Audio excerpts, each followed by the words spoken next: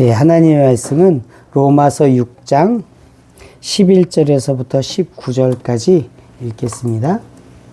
우리 교독으로 읽겠습니다. 이와 같이 너희도 너희 자신을 죄에 대하여는 죽은 자요 그리스도 예수 안에서 하나님께 대하여는 살아있는 자로 여길지어다. 그러므로 너희는 죄가 너희 죽을 몸을 지배하지 못하게 하여 몸의 사욕에 순종하지 말고 또한 너희 지체를 불의의 무기로 죄에게 내주지 말고 오직 너희 자신을 죽은 자 가운데서 다시 살아난 자 같이 하나님께 드리며 너희 지체를 의의 무기로 하나님께 드리라. 죄가 너희를 주장하지 못하니 이는 너희가 법 아래 있지 아니하고 은혜 아래 있으니라. 그런즉 어찌하리요 우리가 법 아래에 있지 아니하고 은혜 아래에 있으니 죄를 지으려 그럴 수 없느니라. 너희 자신을 종으로 내어주어 누구에게 순종하는지 그 순종함을 받은 자의 종이 된 줄을 너희가 알지 못하느냐. 혹은 죄의 종으로 사망에 이르고 혹은 순종의 종으로 의에 이르느니라. 하나님께 감사하리로다. 너희가 본래 죄의 종이더니 너희에게 전하여 준 바 교훈의 본을 마음으로 순종하여 죄로부터 영감되어 의에게 종이 되었느니라. 너희 육신이 같이 읽겠습니다.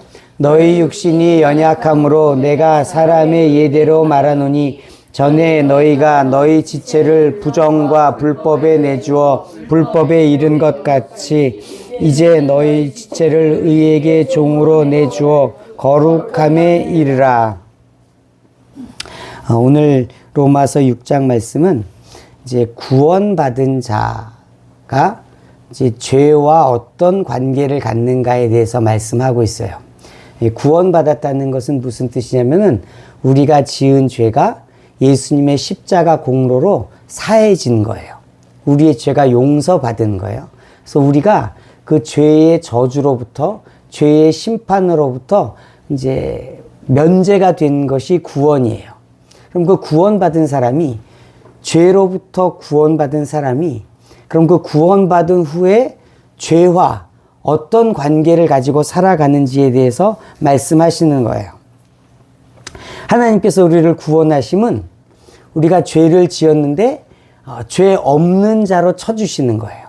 거룩한 자로 의인으로 쳐주십니다. 그래서 우리 입장에서 구원을 바라보면은 살았다예요.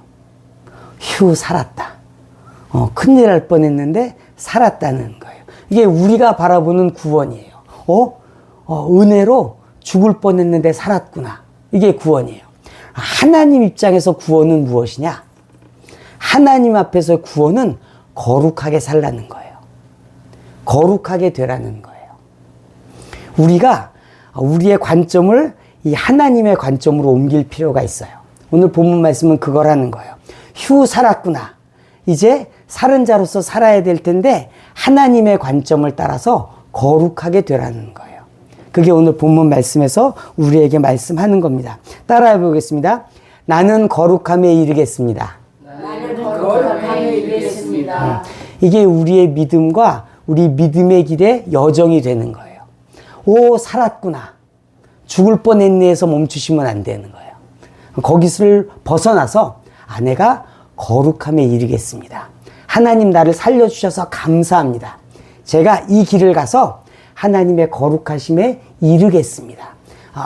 진짜 이르지는 못하겠지만 이르기 위해서 우리의 삶을 다스려 가겠습니다. 이 말씀으로 오늘 은혜 받기를 원합니다. 6장 11절 우리 같이 읽겠습니다.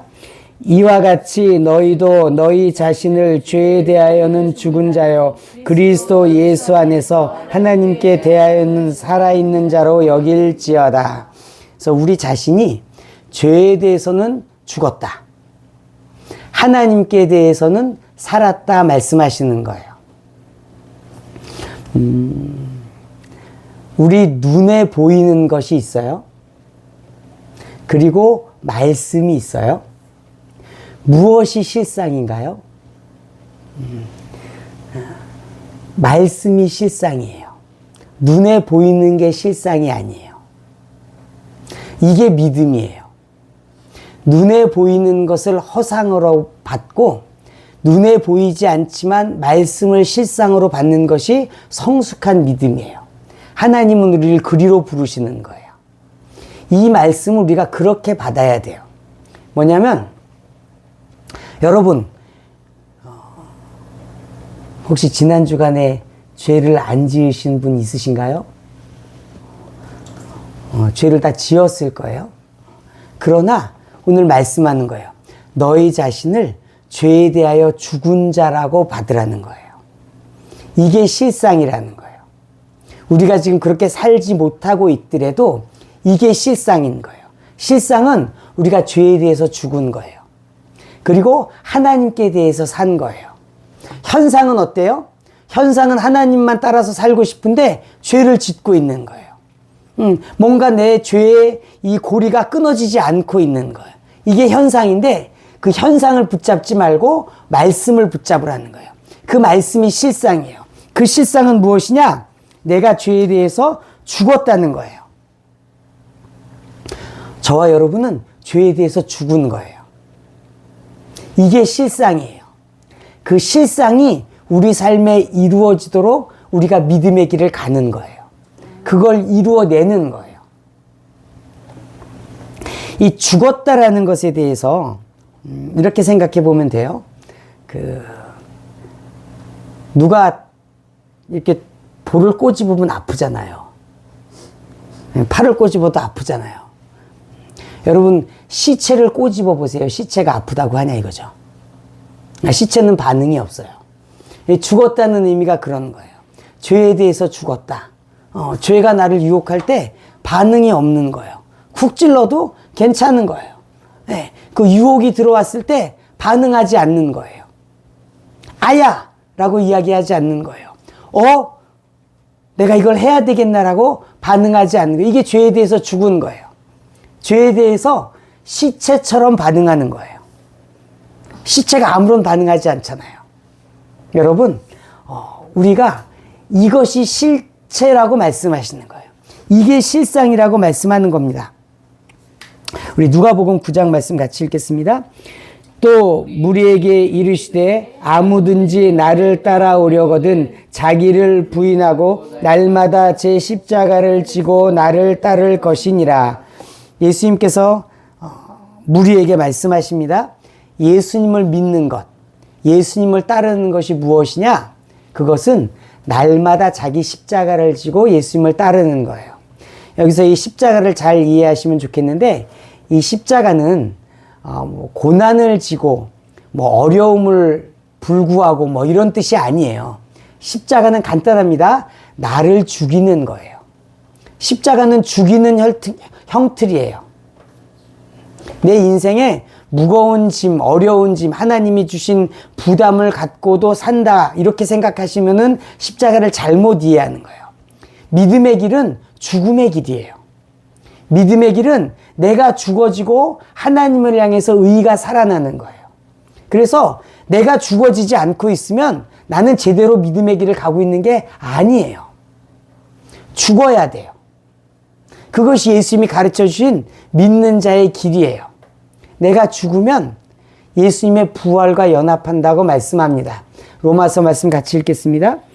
만일 우리가 그의 죽으심과 같은 모양으로 연합한 자가 되었으면 또한 그의 부활과 같은 모양으로 연합한 자도 되리라. 죽음은 믿는 자에게 너무너무 중요한 과정이에요. 그래서 이렇게 말씀합니다. 우리의 부활이 어떻게 이루어지느냐?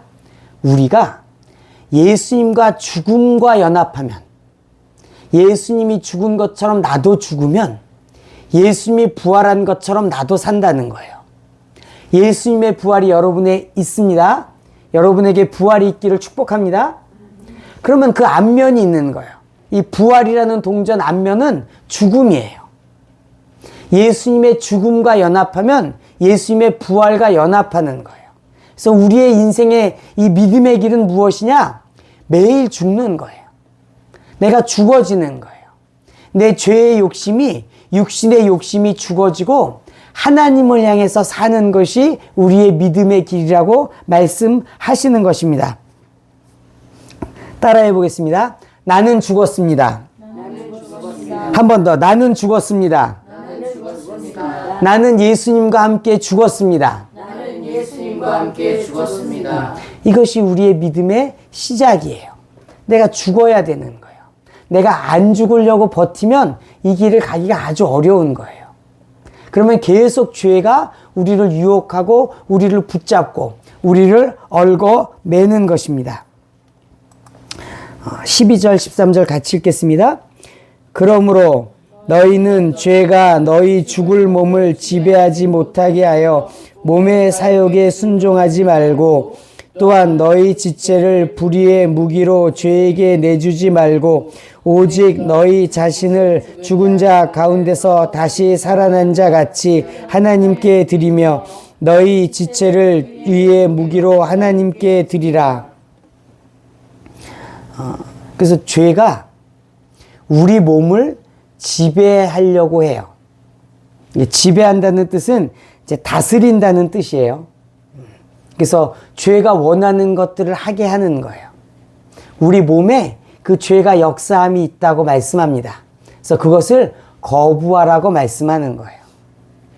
우리 몸에 그 유혹과 그 죄의 그 다스림을 여러분 거부할 수 있습니다.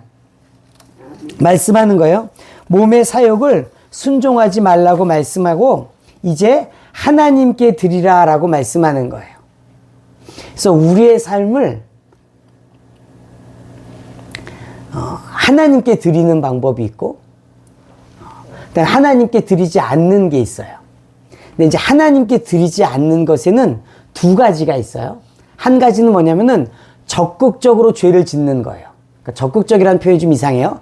그러니까 이 우리가 흔히 얘기하는 잘못된 거, 죄, 이걸 짓는 것이 한 가지예요. 또 한 가지가 있어요. 이건 허비해 버리는 거예요. 무슨 뜻이냐면은 내가 이걸 하나님께 드려야 되는데 하나님께 못 드리게 허비해 버리는 거예요. 내가 시간을 하나님 앞에 드려야 되는데 그 시간을 못 드리는 거예요. 그래서 그 시간을 가지고 죄를 짓는 사람도 있어요. 근데 어떤 사람들은 그 시간을 의미 없는 것에 써버리는 거예요. 그래서 하나님 앞에 드릴 게 없어지는 거예요. 우리가 죄라는 단어를 잘 이해해야 됩니다. 여기 나와 있는 죄라는 단어는 이제 하마르티아라는 단어인데 이거의 뜻은 뭐냐면은 관역에서 벗어나는 거라는 의미예요. 그러니까 관역에 활을 쏴요. 그럼 관역을 놓고 활을 쏘잖아요. 그 관역의 중앙에 딱 맞으면은 잘한 거잖아요. 근데 그게 관역에서부터 벗어나면 그게 이 죄인 거예요. 무슨 뜻이냐면은 하나님께 집중하지 못하는 것도 죄인 거예요. 적극적으로 죄를 짓는 것도 죄예요. 근데 여러분들이 하나님의 것을 허비해 버리는 것도 죄인 거예요. 하나님 앞에 드릴 게 없게 된 거예요.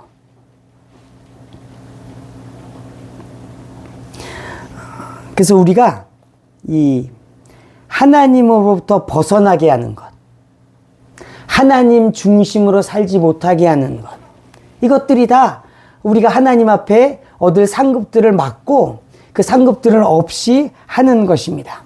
하나님께 집중하지 못하게 하는 것, 하나님 중심으로 살지 못하게 하는 것, 이게 다 사단으로부터 나온 것이고 하나님으로부터 나온 것이 아닙니다. 오늘 본문 말씀은 이 무기라는 표현을 쓰고 있어요. 무기.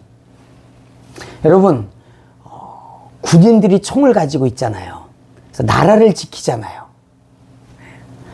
갱단들도 한국은 아니지만 뭐 멕시코 같은 데는 갱단들이 총을 가지고 있어서 시장도 죽이고 경찰도 죽이고 막 그렇게 합니다.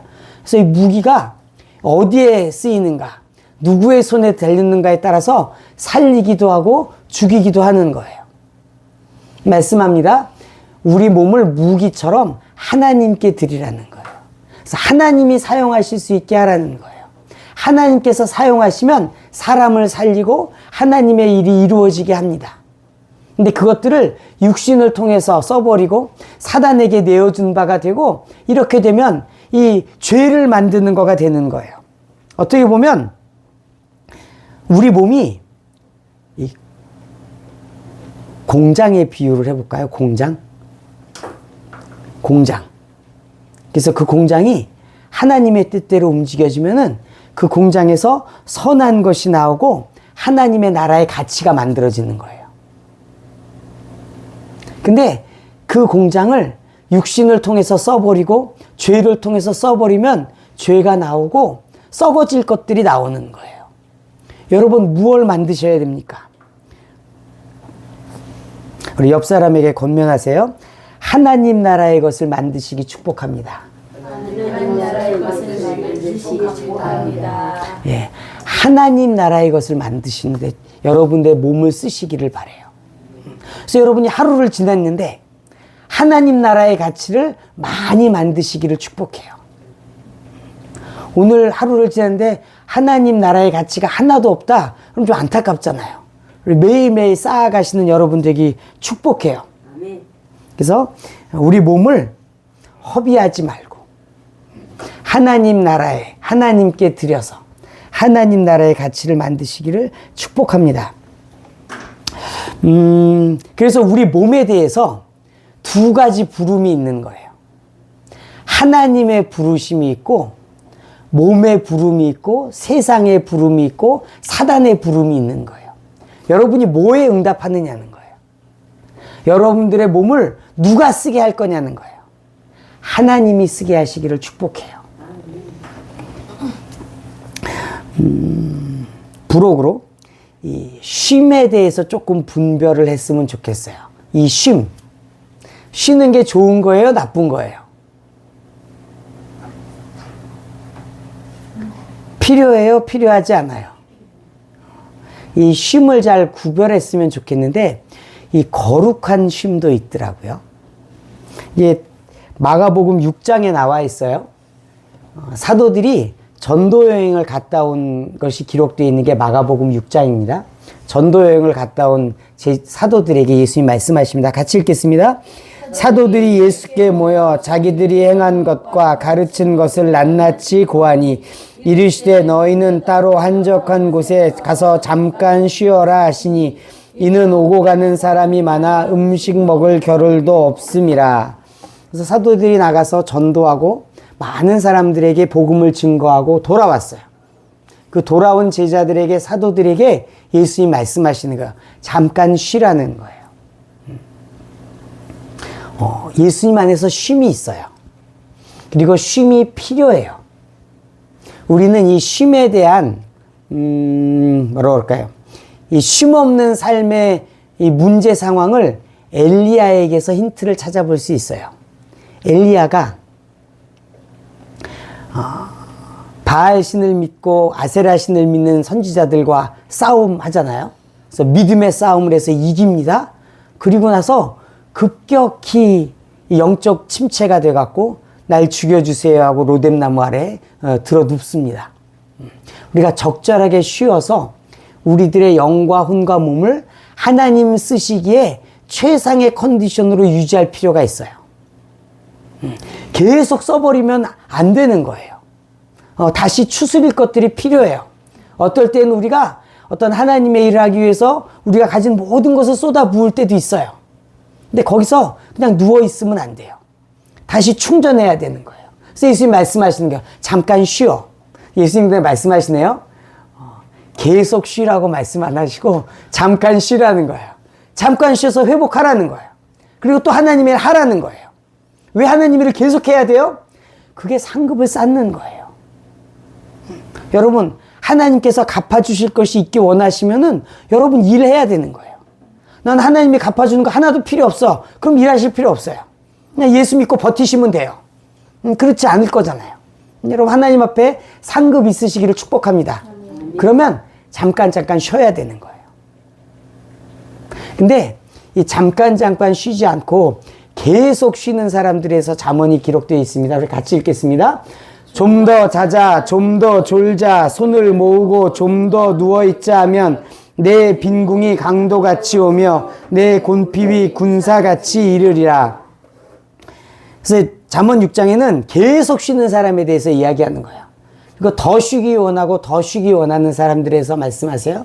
그래서 이게 이 잠언 6장은 약간 일반 은총이에요. 일반 은총이라는 게 뭐냐면은 하나님이 정한 법이에요. 뭐냐면 부지런히 일하는 사람은 부하게 되는 거예요. 부하게 되고 누리게 되는 거예요. 근데 그렇지 않고 누워서 졸고 쉬고 아무것도 안 하는 사람은 가난하게 되는 거예요. 이게 하나님의 일반 은총 아래에 있는 거예요.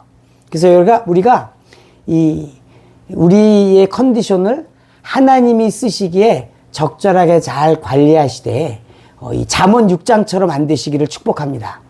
잠언 6장처럼 가는 건 하나님이 원하시는 게 아니에요. 그것을 로마서에는 이렇게 표현합니다. 같이 읽겠습니다. 부지런하여 게으르지 말고 열심을 품고 주를 섬기라. 부지런히 주를 섬기라는 거예요.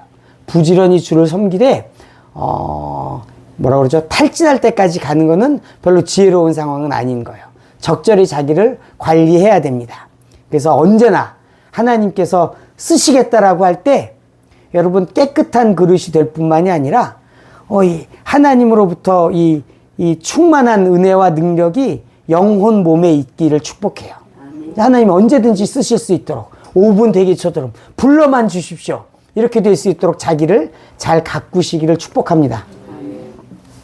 본문 말씀 계속 읽겠습니다. 죄가 너희를 주장하지 못하리니 이는 너희가 법 아래 있지 아니하고 은혜 아래 있음이라. 이 주장한다라는 표현이 이제 지배한다는 뜻이에요. 지배하는 거예요. 그러니까 주인으로서 지배하는 것 같은 거예요. 그래서 죄가 우리를 지배하려고 그래요. 지배한다는 게 무슨 뜻이냐면은 우리가 여러분 중에 죄 짓고 싶은 분 안 계시죠? 죄 짓고 있는 사람 없어요. 예수 믿는 사람들은 죄 안 지려는 마음들이 다 있어요. 근데 그게 잘 안 되잖아요. 어떨 때는 그렇게 하고 싶지 않았는데 죄를 짓고 나서 후회할 때가 있습니다. 그때 죄가 우리를 지배한 거예요. 내가 죄를 짓기 원하지 않았는데 그냥 죄를 짓고 있는 나를 문득 발견할 때 지금 죄가 나를 지배하는구나. 죄가 나를 지배했구나. 이것입니다. 그래서 이 죄가 우리를 지배하지 못하도록 거부하라는 거예요. 우리 거부할 수 있어요. 왜냐하면 하나님께서 예수님 안에서 그 죄의 사슬을 끊어주셨어요. 그래서 우리 은혜 아래에 있기 때문에 거부할 수 있는 것입니다. 우리 은혜에 대한 말씀 조금 보고 갔으면 좋겠습니다. 로마서 3장 20절에서부터 22절까지 같이 읽겠습니다. 그러므로 율법의 행위로 그의 앞에서 의롭다 하심을 얻을 육체가 없나니 율법으로는 죄를 깨달음이니라. 이제는 율법 외에 한 의가 나타났으니 율법과 선지자들에게 증거를 받은 것이라. 곧 예수 그리스도를 믿음으로 말미암아 모든 믿는 자에게 미치는 하나님의 의인이 차별이 없느니라. 그래서 율법과 예수 그리스도 두 가지를 이야기합니다. 그래서 율법으로는 의를 얻을 수 없다는 거예요. 그러니까 율법으로 하나님 앞에 인정함을 받을 수 없다는 거예요. 의인으로 인정함을 받을 수 없다는 거예요. 우리는 다 예수님의 일을 믿음으로 말미암아 의를 입습니다. 우리에게 있는 의는 오직 하나예요. 그 의는 예수님을 믿음으로 주시는 하나님의 의예요. 내가 율법을 열심히 지키고 또는 율법이라는 표현이 부담스러우면 하나님 말씀을 열심히 지켜서 의롭다함을 받을 수 없는 거예요. 우리는 예수님의 이름으로 예수님의 공로로 의롭다함을 얻습니다. 오직 예수님만으로 의롭다함을 얻습니다. 이것이 은혜로 주어진 거예요. 상과 선물이 있습니다.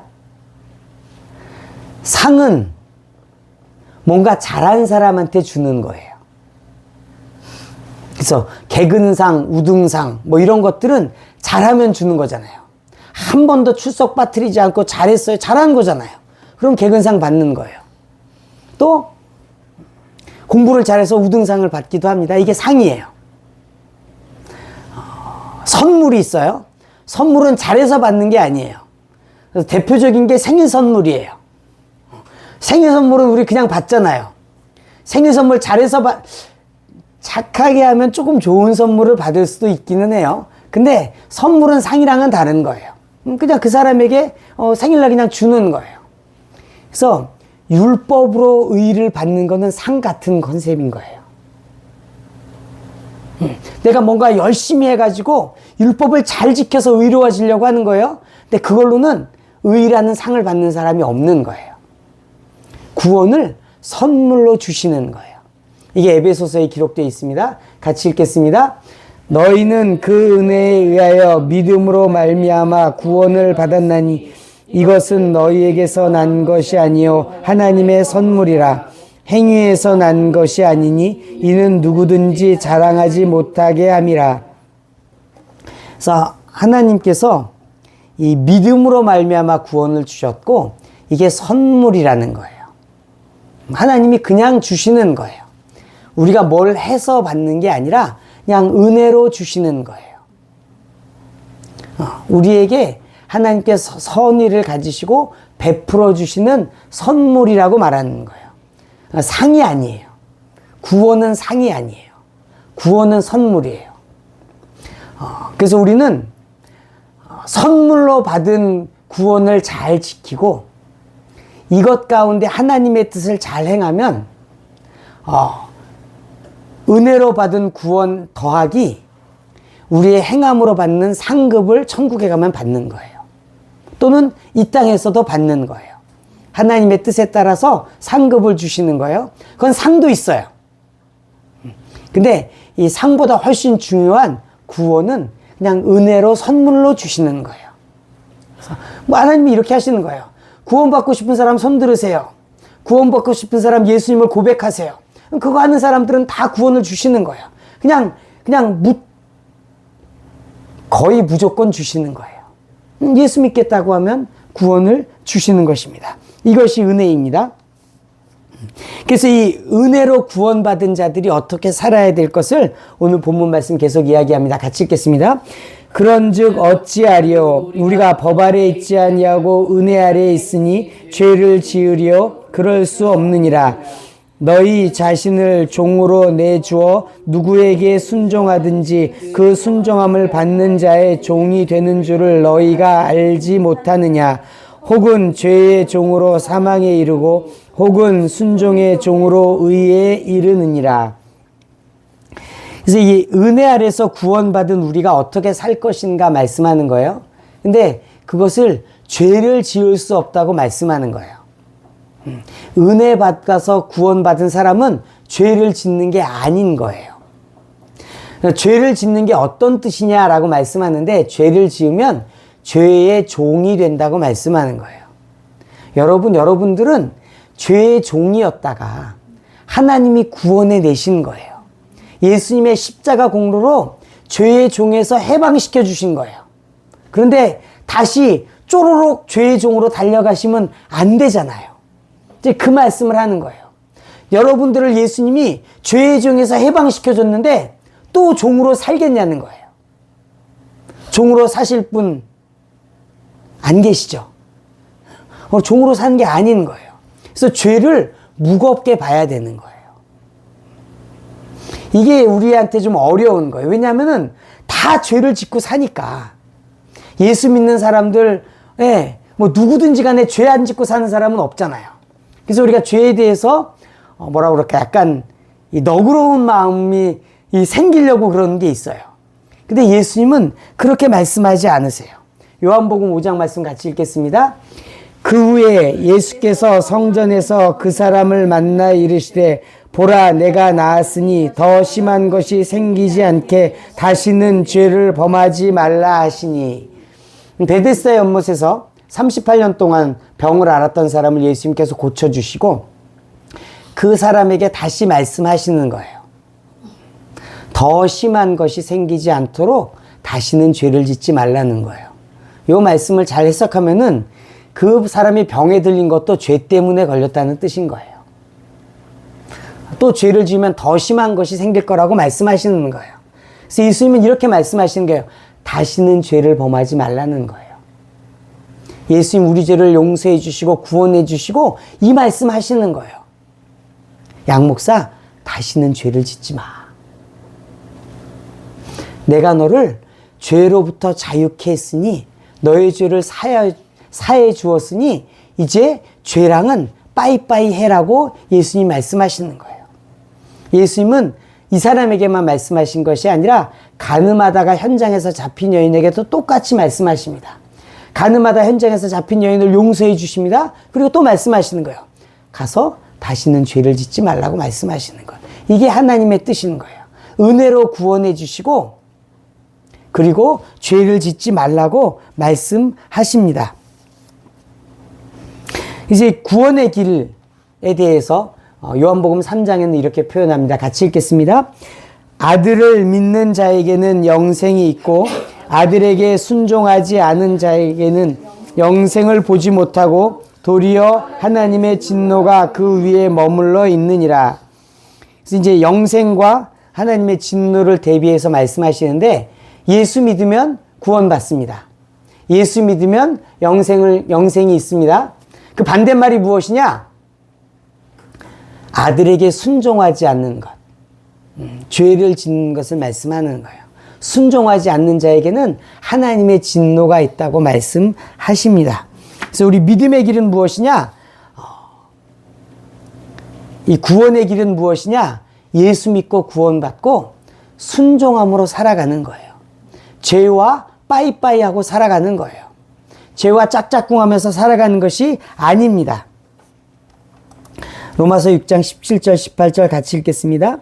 하나님께 감사하리로다. 너희가 본래 죄의 종이었더니 너희에게 전하여 준 바 교훈의 본을 마음으로 순종하여 죄로부터 해방되어 의에게 종이 되었느니라.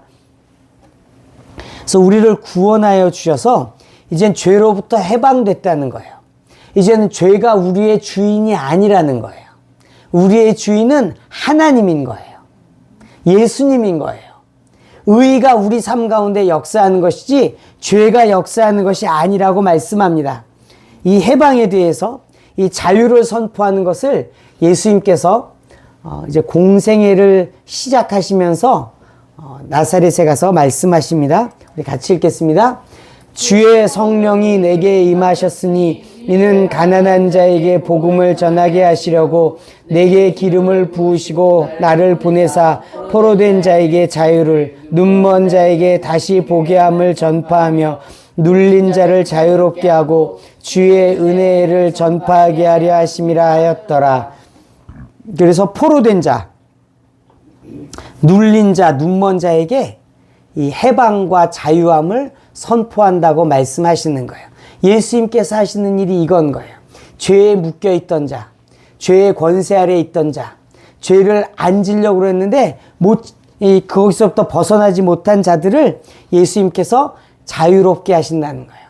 해방시키신다고 말씀하십니다. 그래서 예수 안에서 죄의 사슬이 끊어지는 거예요. 예수 안에서 죄의 저주가 끊어지는 거예요. 그것을 예수님께서 이루셨고 또 우리 삶에 이루기를 원하시는 거예요. 자, 여러분, 우리는 죄로부터 해방된 거예요. 이게 실상이에요. 사단은 아니라고 이야기한 거예요. 여전히 너는 죄의 종이라고 말하는 거예요. 사단의 말에 속지 않으시기를 축복합니다. 사단은 속이는 자예요. 그래서 우리가 죄를 못 벗어날 것처럼 이야기합니다. 그러나 성령 안에서 죄를 벗어날 수 있습니다. 계속 읽겠습니다. 너희 육신이 연약함으로 내가 사람의 예대로 말하노니 전에 너희가 너희 지체를 부정과 불법에 내주어 불법에 이른 것 같이 이제는 너희 지체를 의에게 종으로 내주어 거룩함에 이르라. 따라해 보겠습니다. 거룩함에 이르라. 이 거룩함에 이르는 것이 하나님이 우리를 구원하신 이유인 거예요.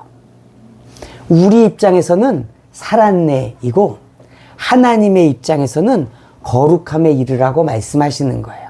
그래서 우리가 처음 예수를 믿었을 때는 거룩함이랑 거리가 꽤 먼 거예요. 죄가 많고 죄의 관습이 많고 죄의 습관들에 묶여 있었었는데 예수님께서 우리를 구원하시고 이제 거룩함으로 인도해 가시는 거예요. 그래서 우리는 이 길을 가는 거예요. 그래서 우리가 이걸 놓치면 우리가 믿음의 길에서 방향을 잃어버리는 거예요. 왜냐하면 구원은 받았어요. 내가 한 거 없는데 예수님이 구원해 주셨어요. 그럼 구원받았는데 지금 내가 뭘 하면 살아야 돼? 내가 어떻게 살아야 돼? 그것에 대한 나침판이 있는데 그게 뭐냐면 거룩함이에요. 우리는 거룩함의 방향으로 계속 살아가는 거예요. 이게 하나님이 우리를 부르신 이유입니다. 이것을 베드로전서에는 이렇게 표현합니다. 같이 읽겠습니다. 오직 너희를 부르신 거룩한 이처럼 너희도 모든 행실에 거룩한 자가 되라. 기록되었을 때 내가 거룩하니 너희도 거룩할지어다 하셨느니라. 그래서 하나님이 우리를 부르신 것은 이 말씀 안에서 우리를 부르는 거예요. 하나님이 거룩하니까 우리도 거룩해지라는 거예요.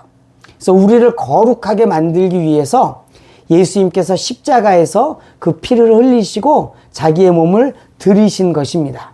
그래서 여러분 여기까지 나아가시기를 축복합니다. 여기까지 부르시는 거예요. 하나님의 부르심은 거룩함이에요. 여러분 나 구원받은 대로 멈추지 마시고 이 거룩함의 부르심에 응답해서 나아가시기를 축복합니다. 그러면 이 거룩함은 어떻게 이루어지느냐? 거룩함은 성경은 성령과 연관해서 말씀하세요. 우리를 거룩함으로 인도하시는 것이 성령의 역사입니다. 로마서 15장 말씀 같이 읽겠습니다.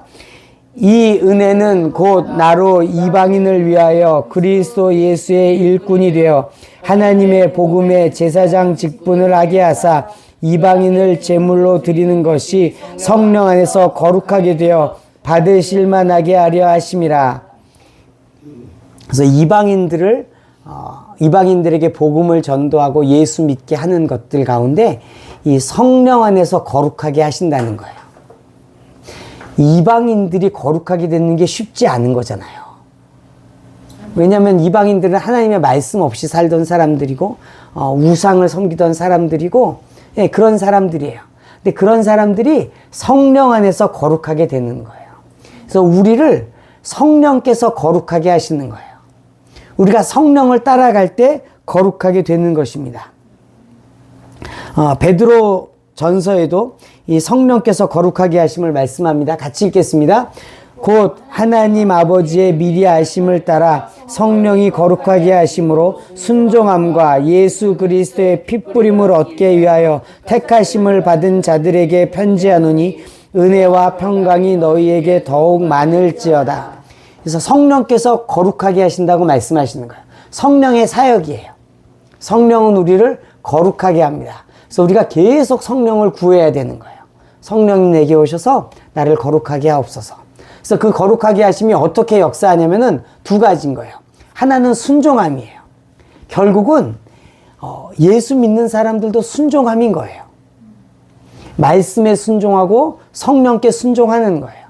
이 순종함이 우리에게 있어야 되는 것이고 또 예수님의 보혈을 뿌림이 있는 거예요. 예수의 피 뿌림을 얻기 위하여 한다는 거예요. 그래서 예수님의 피를 뿌려서 깨끗하게 하고 예수님의 피를 뿌려서 사탄이 쫓겨나게 하고 악한 영들이 쫓겨나게 해서 거룩하게 되는 거예요.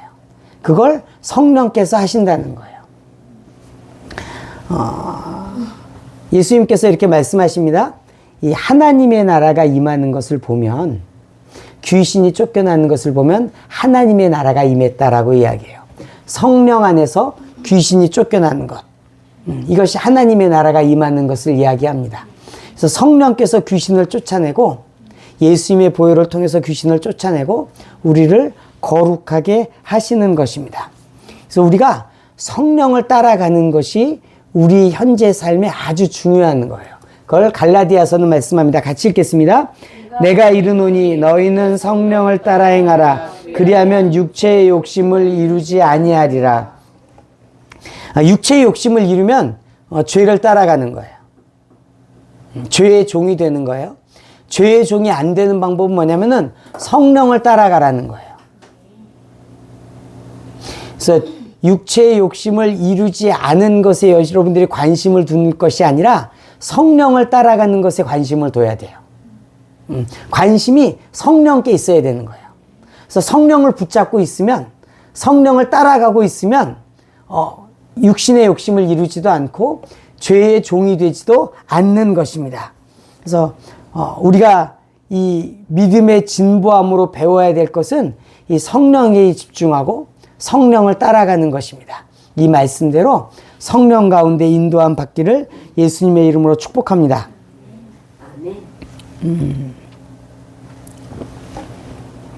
그래서 오늘 이 은혜로 구원받은 자들의 가야 할 길, 죄랑은 빠이빠이 해야 되는 거예요. 그리고 순종하며 가야 되는 거예요. 순종의 반대가 뭐죠? 훌륭하십니다. 불순종이에요. 불순종은 나쁜 거잖아요. 근데 불순종의 친구가 있어요. 불순종의 친구가 뭐냐면은 아니요. 내일 순종이에요. 그러니까 내가 오늘 순종해야 되는 거예요. 내일 순종은 순종 같지만 불순종이에요.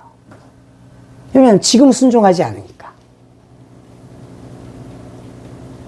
그래서 여러분들 내일 순종도 쫓아내셔야 돼요. 지금 순종해야 돼요. 지금 회개해야 돼요. 내가 지금 멈춰야 돼요. 내가 지금 하나님의 것, 하나님의 가치, 하늘나라의 가치를 붙잡고 있지 않으면 지금 놔버려야 되는 거예요. 내일 놓지. 그건 불순종의 친구예요. 내일 순종할게요를 다르게 표현해 볼까요? 오늘은 순종하지 않을래인 거예요. 아름답지 않은 거예요. 그래서 하나님께서 우리를 이 은혜로 구원해 주시고 순종의 길로 인도하십니다. 하늘나라의 가치로 인도하시는 거예요. 여러분 그 가치를 붙잡고 사시기를 축복해요. 죄랑은 빠이빠이. 죄랑은 빠이빠이. 오직 내 안에 내 삶을 들여서 내 삶의 결과물들이 하늘나라의 것, 영원한 것들을 만들어내시는 저와 여러분 되기를 축복합니다. 그래서 하나님의 부르심, 거룩함을 향하여 매일매일 오늘도 지금도 그 삶을 살아내시는 저와 여러분 되기를 예수님의 이름으로 축복합니다. 우리 시간에 받은 말씀 위해서 잠깐 기도하겠습니다. 하나님, 제가 죄를 용납하지 않는 자 되게 하여 주옵소서. 죄와 타협하지 않는 자 되게 하여 주옵소서.